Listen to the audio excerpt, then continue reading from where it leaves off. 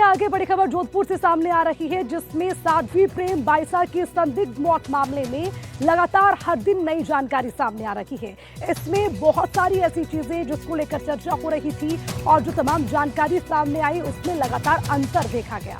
अब विस्तार से आपको बताते हैं कि क्या एक के बाद एक तमाम नई जानकारी इसमें जुड़ती नजर आ रही है। आपको बता दें, मामले में जो हर दिन नई जानकारी मिली उसमें ये कि कंपाउंडर पिता और एफआईआर में जो एफआईआर दर्ज हुई उसमें तथ्यों में अंतर पाए गए हैं। बयानों में खुलकर सामने आया है विरोधाभास। उसके अलावा पूरे घटनाक्रम पर भी अब सवाल उठ रहे हैं।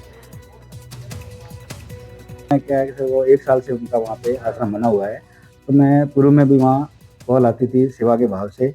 वहाँ कॉलोनी में कोई भी बुलाता था मेरे को सेवा भाव से, तो मैं वहाँ चला जाता था हर किसी की मदद करने के लिए। नर्सिंग का पैसा है, सेवा का पैसा है।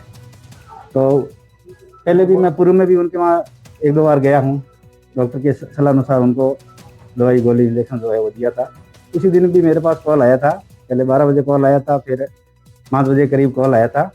तो गया मैं उनके पूर्व में जो इंजेक्शन डॉक्टर की सलाह अनुसार दिया वो इंजेक्शन लगाया और इंजेक्शन लगा के तो वापस आ गया था। इंजेक्शन जो उनके डॉक्टर के प्रिस्क्रिप्शन पहले जो लिखे हुए थे और पहले भी मैंने लगाए थे वो इंजेक्शन। कौन से इंजेक्शन वो प्रिस्क्रिप्शन लिखा हुआ था वही लगा। नहीं, वो उनके प्रिस्क्रिप्शन में जो इंजेक्शन थे वो मैंने लगा दिए थे। वो एक मतलब दोनों मिक्स करके लगता है, एक इंजेक्शन लगा हुआ था। किसी इंजेक्शन से क्या इस बच्चे की मौत हो सकती नहीं सर, मेरे हिसाब से और उनके हिसाब से डेथ नहीं होनी चाहिए।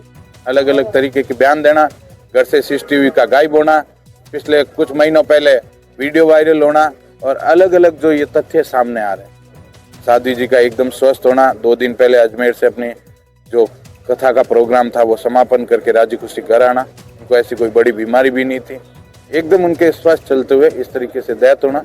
और साध्वी जी के माता जी की भी थोड़े समय पहले उनकी भी एकदम अचानक से सडनली डेथ होना।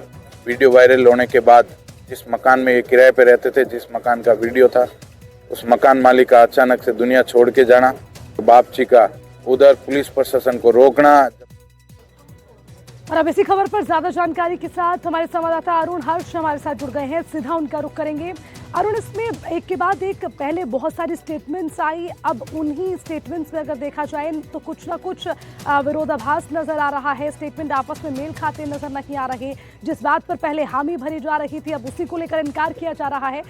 आखिर ये मिस्ट्री कब सुलझेगी, क्योंकि लगातार हर स्टेटमेंट के बाद ये मामला और पेचीदा हो रहा है। जरा खुलकर इस पर जानकारी दीजिए, क्या क्या तमाम चीजें अभी सामने आई हैं।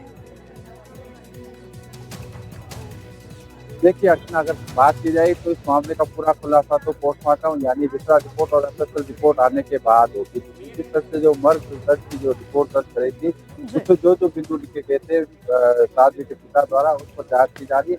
लेकिन सबसे बड़ा सवाल ये खड़ा हो रहा है कि जिस तरह से कंपाउंडर और जो साध्वी के पिता का जो बयान है उसमें विरोधाभास है। और यही कारण है कि जो साध्वी के पिता कह रहे हैं कि जैसे ही इंजेक्शन लगाया 30 मिनट में और 5 मिनट के अंदर जो है डेथ हो गई, वही जो कंपाउंडर है उसका कहना है करीब 25 मिनट बाद फोन आया था। तो ये जो कंट्रोटिक बयान है उसकी पूरी सत्यता जांचने में लगी है। जिस तरह से मीडिया में जो बयान सामने आ रहे हैं उसकी पुलिस वेरीफाई कर रही है और निश्चित तौर से कह सकते हैं कल तक जो है 10 लोगों से पूछताछ पुलिस ने कर ली थी। आज भी कुछ लोगों से पुलिस ने पूछताछ की है और वो जो कंपाउंडर है देवी सिंह राजपूत का जो है वीडियो रिकॉर्ड के साथ यानी कि उसका बयान दर्ज कर लिया गया है और अन्य जो लोग हैं उनसे भी जो है पूछताछ कर रहे हैं। निश्चित रूप से कह सकते हैं बहुत ही बड़ी मर्डर बन चुकी है साध्वी की मौत का मामला। अब पुलिस फूक कर कदम रखती है और पुलिस की तरफ से एक ही बात कही जा रही है कि जब विसरा रिपोर्ट और एसएसएल रिपोर्ट आई उसके बाद लाइन ऑफ एक्शन तय होगा। लेकिन उसके अलावा भी पुलिस हर एंगल से जो है जो भी एंगल उनके सामने आ रहे हैं उसकी वो जांच करे। देखना है इन पूर्व जांच में क्या उनको हाथ सकता है और एसएसएल रिपोर्ट में किस तरह की रिपोर्ट आती है, उसके बाद इस पूरे प्रकरण का जो है खुलासा होगा। लेकिन बयान जो मीडिया में दिए गए थे, चाहे कंपाउंडर के हो, चाहे उसके पिता विरमनाथ के हो और चाहे क्षेत्र के लोगों के हो, उन सब बयानों को लेकर भी पुलिस जांच कर रही है। ठीक है अरुण, इस पर नजर बनाए रखिएगा, लगातार अपडेट भी आपसे लेंगे। शुक्रिया तमाम जानकारी के लिए।